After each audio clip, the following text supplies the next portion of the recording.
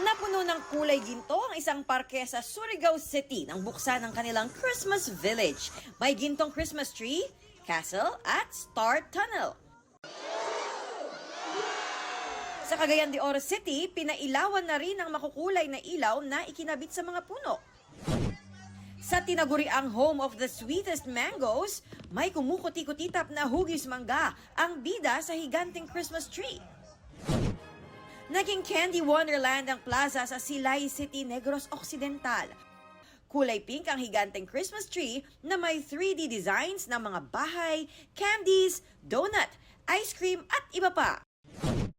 Nagsaya naman ang mga Ilonggo ng buksan ang Festival of Lights sa isang universidad sa Iloilo City. May mga sumayaw hawak ang mga umiilaw na hugis bulaklak. Sa Batangas City, tampok sa kanilang Christmas display ang mga dekorasyong hawig sa flower dome ng Gardens by the Bay sa Singapore.